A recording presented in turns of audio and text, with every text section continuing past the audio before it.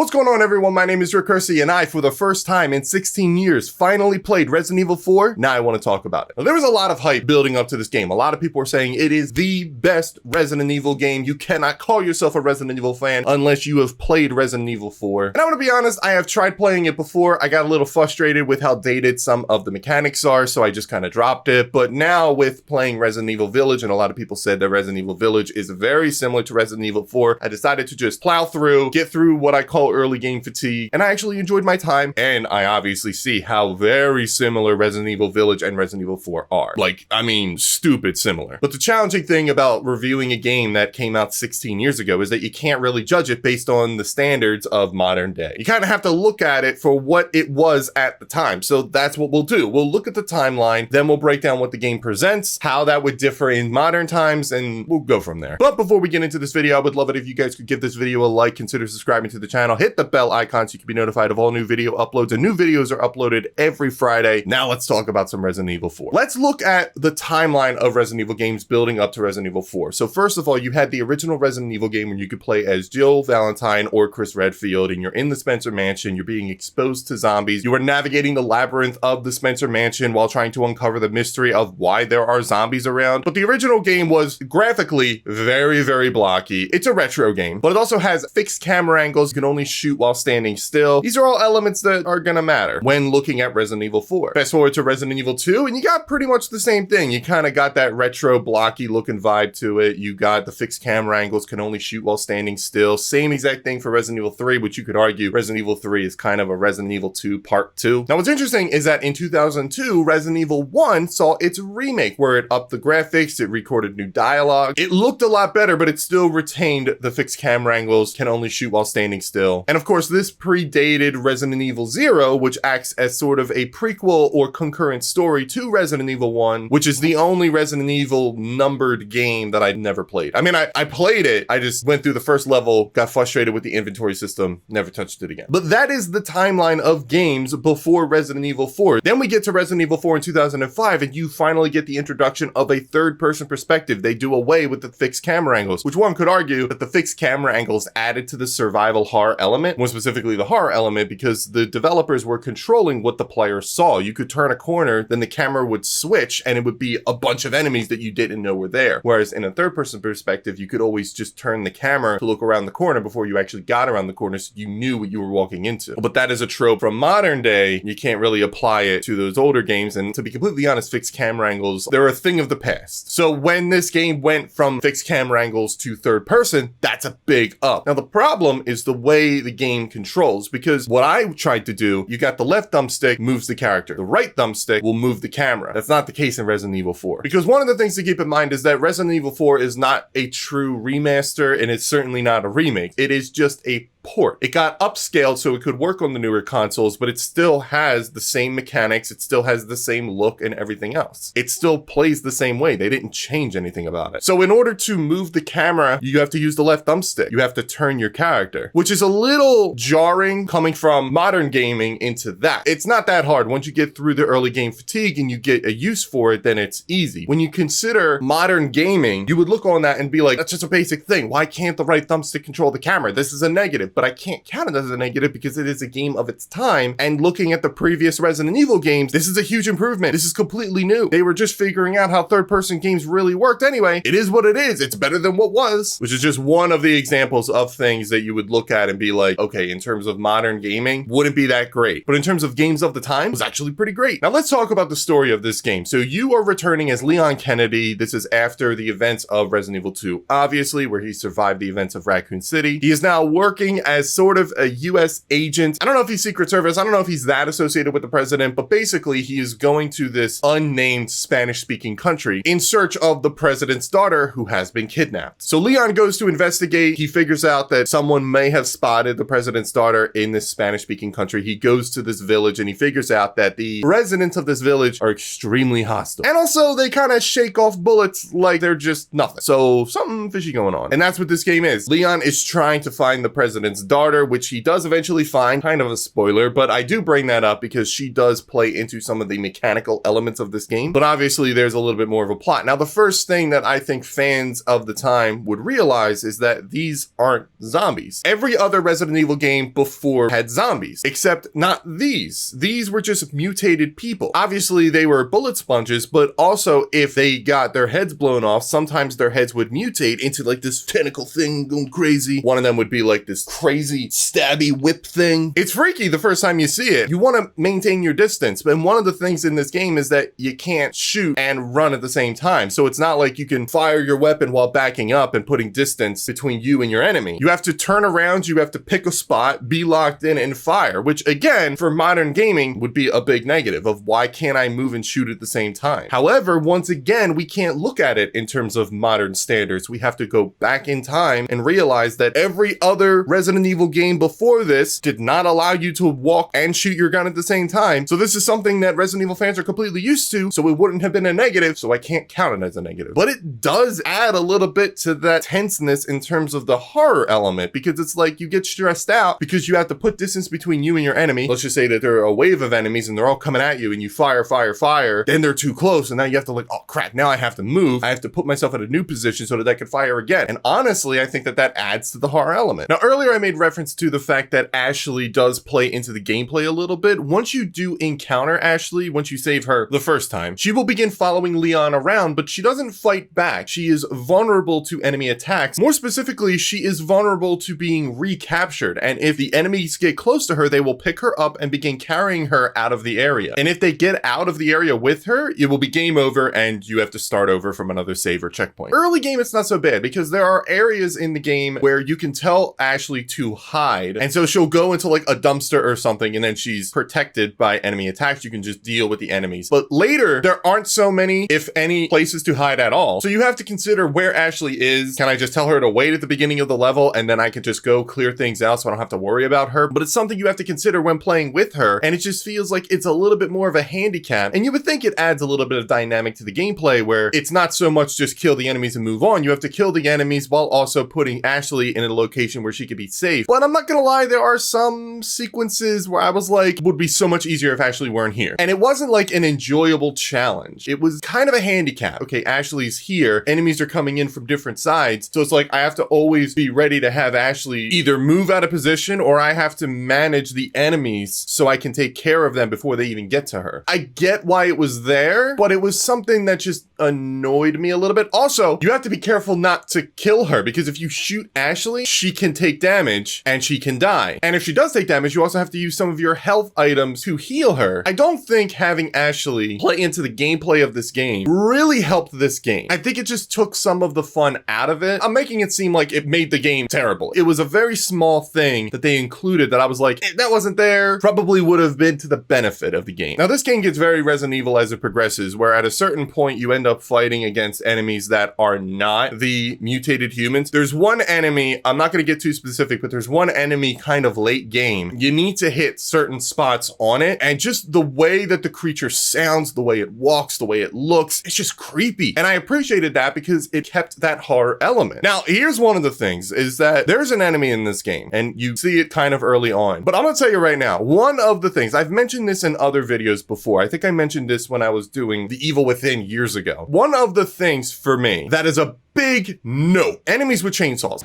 Ah, chainsaw, dude! Dude! No, I hate dudes with chainsaws. I don't know why that stresses me out so much because I'm not afraid of chainsaws, but enemies that have chainsaws in video games, what the f? Especially in this game where the chainsaw enemies are a one-hit kill. If they get close to you, they'll just slice your head off. Adds to that stressness that I had whenever an enemy that had a chainsaw showed up. And there was one section of the game where there were two at the same time.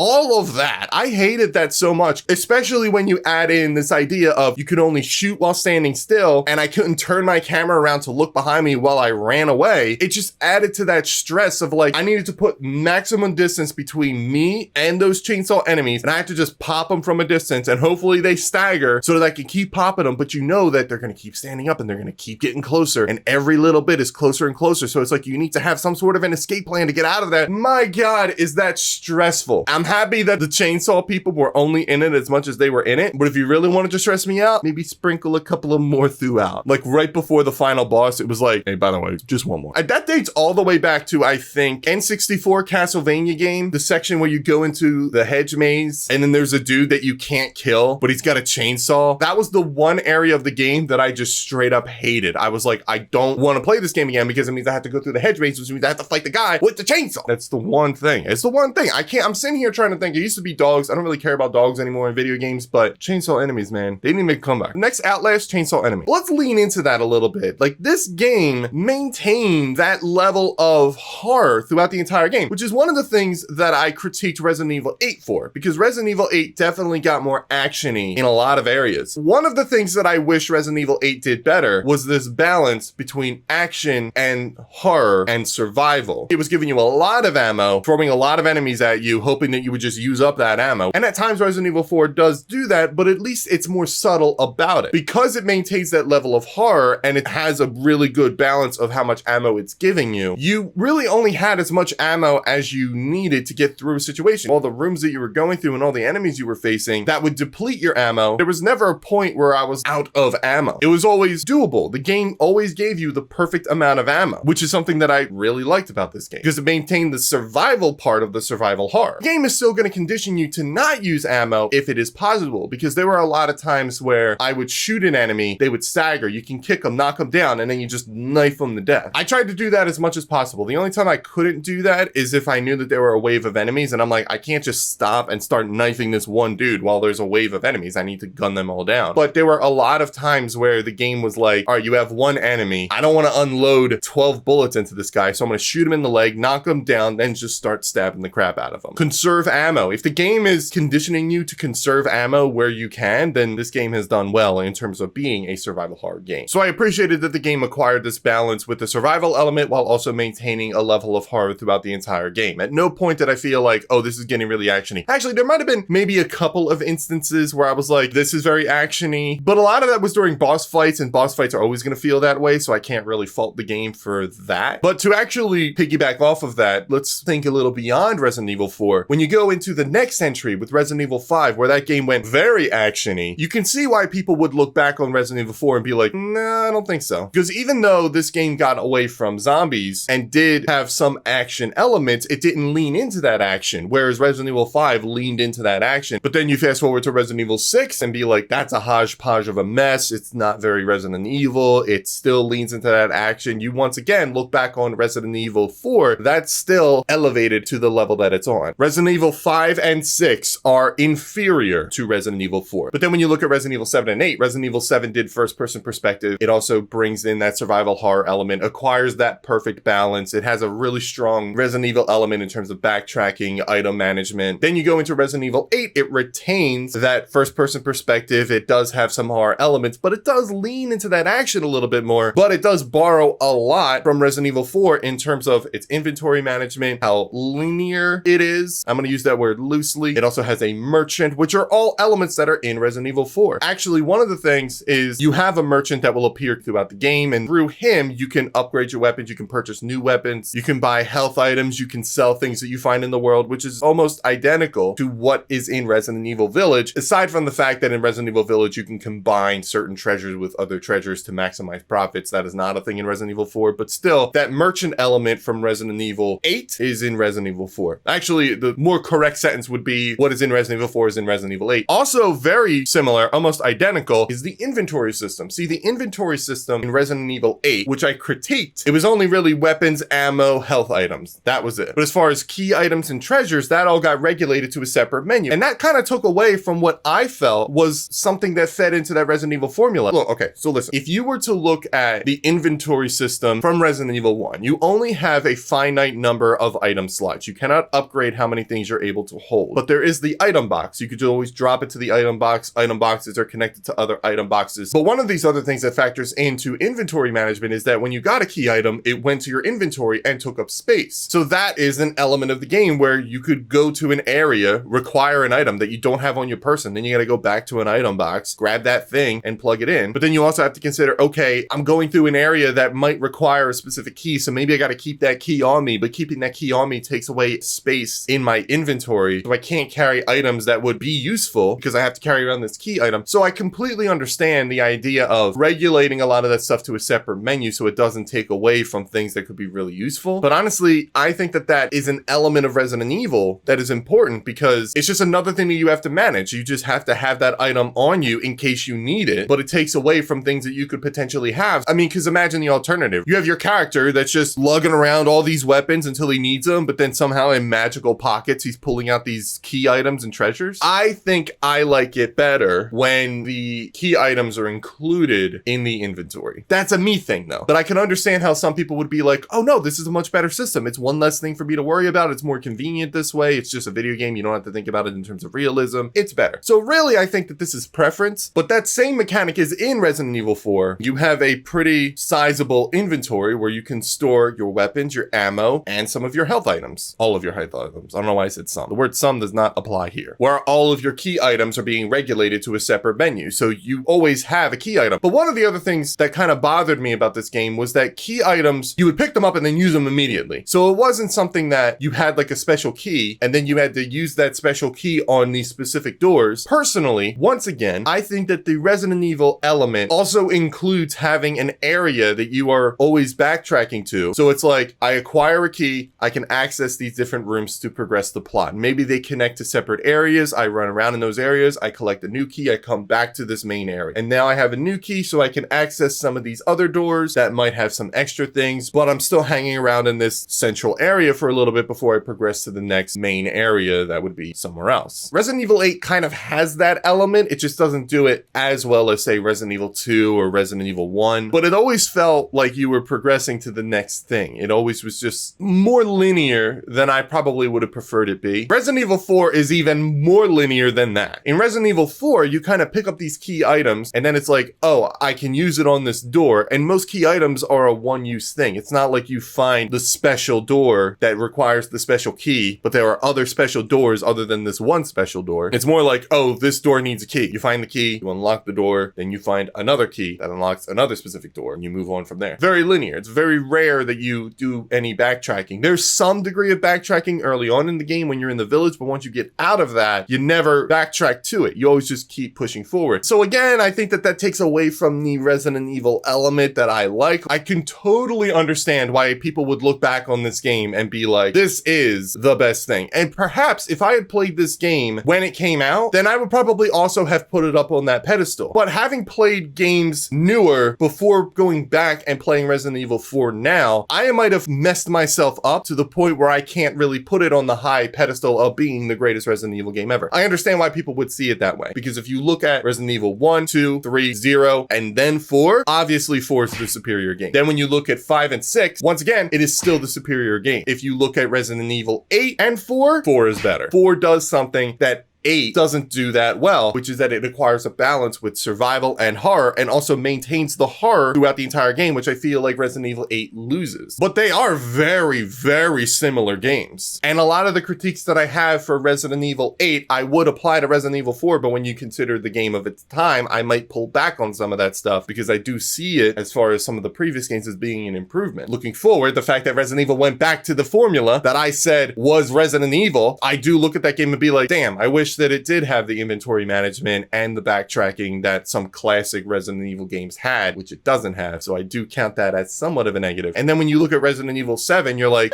it's in the conversation. It's definitely a high point for the series. Then you got the Resident Evil 2 remake, which is the best out of all the remakes. You have Resident Evil 4, you have Resident Evil 2 remake, and you have Resident Evil 7. But then you drop Resident Evil 7 because Resident Evil 2's remake is better, then you're still here. And I just like Resident Evil 2 a little bit better because Resident Evil 2 has some of those elements that I would consider Resident Evil in terms of backtracking and inventory management with key items. If Resident Evil 4 had that, Resident Evil 4 would be the most amazing I've ever played. And also a thing to keep in mind when you're comparing these two games together is remembering the Ashley element in terms of her playing into the gameplay, because the Resident Evil 2 remake doesn't have that. There's not a point where when playing as Claire, you have to worry about what's going on with Sherry. You don't have to tell Sherry to hide. You don't have to worry about her taking damage. The game takes care of that for you. There is still the element of Sherry, but you just don't have to worry about it when it comes to the gameplay. Ashley was still with you long enough for her to have to play into the gameplay a little bit, which I think counted a little bit against the game. So that's another reason to look at the Resident Evil 2 remake and be like, yeah, that kind of puts it a leg up over Resident Evil 4. I could totally understand why people adore this game. And I'm actually super glad that I played it because it helps me understand Resident Evil Village a lot better. But as far as what I would say when recommending this game, I'm gonna say, I want to put it at must play, but you know what? I'm going to do it. I'm going to put it on must play. While there are elements that I would consider Resident Evil that it doesn't do, I'm not judging this game based on modern day standards. I'm judging it based on what it was for the time. So I can't judge this game thinking about Resident Evil 2's remake, Resident Evil 3 remakes, 5, 6, because those games didn't exist when this game came out. And obviously this game is supremely the best of the series up to that point. If I were to play this game when it came out at the time and reviewed it then, I probably would have been like, this is the greatest Resident Evil game I ever played. Make more like this. So yeah, I'm going to put it on must play, even though I think that if I were to judge it on today's standards, I would put it on it's a good game. I would certainly never go less than that. This game was fun. It was great. I think that modern games have improved on it, which is why I might think that some of the newer games might be getting a little bit of an edge on it, particularly with Resident Evil 2's remake. But I'm happy I played this game. I'm happy that someone recommended that I played this game. If a Resident Evil 4 remake came out tomorrow, I would play it tomorrow. Anyway, that's my opinion on Resident Evil 4. Let me know what you think of it down in the comments below. You're probably gonna love it because everybody loves that game. But if you enjoyed this video, please give it a like, consider subscribing to the channel, hit the bell icon so you get notified of all new video uploads. I upload a new video every Friday. Check out some of these other videos over here to the side. Thank you all so much for watching, and I will see you next time.